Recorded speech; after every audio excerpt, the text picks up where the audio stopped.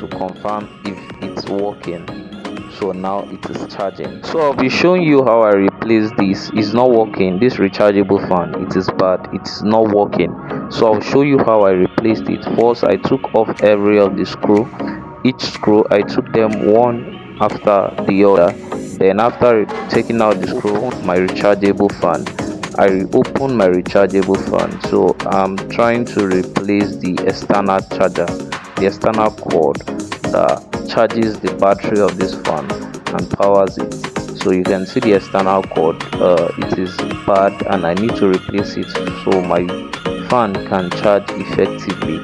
So there on the panel, you can see the panel, you have the red and black wire for the charger, and then I had to get a new cord, a type C for that. So I then cut off the head. It has 4 wires in it, so I only need the red and black since they are the power cable. So I then soldered the former cable that is on the panel there, or the board.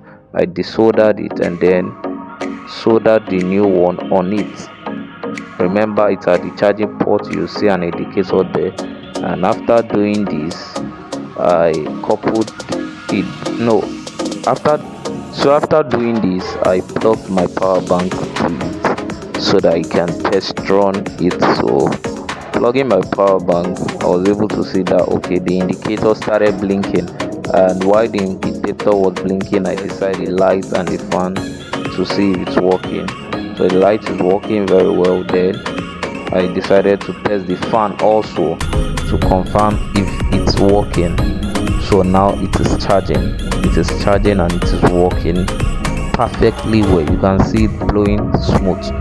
Yeah, it is blowing very well. You can see it. Yes, it is blowing very, very well. I decided to change the battery of that fan because the battery is bad. The battery is bad. I decided to replace it with a new battery, a 3.7 lithium-ion battery of about 2 amps. You can see this one. Yes, this is the battery, a new battery. I had to test it with a capacity tester and also check the voltage. It is about 3.988 volts. It is about 3.988 volts. So we are good to go.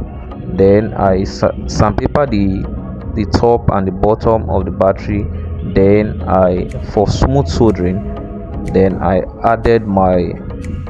placed my soldering iron on it to get heated and added my solder and then sewed on it. So now you can see it's soldered perfectly.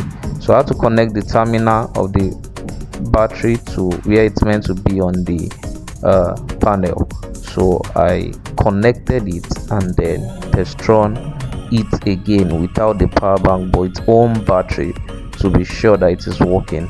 So it is working perfectly now. You can see that it is working. Both the light and the fan are both working perfectly. They are both working perfectly. So I decided to couple back and cover it so that you can see the finished work. So that is it. Here you go. The light and the fan are both working perfectly. So I'll be making a video on how to test a battery capacity to know its real capacity so you don't get scammed at the market. Follow for more. Thank you.